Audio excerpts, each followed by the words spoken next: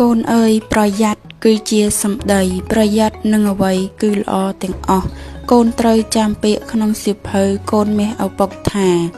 ផ្លេចអ្វីផ្លេចបានតែបើផ្លេចប្រាណឈានធ្លាក់រណ្ដៅ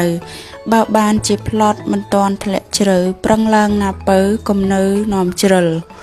ខូចអ្វីមិនគ្រោះតែបើខូចឈ្មោះមិនងាយជួសជុល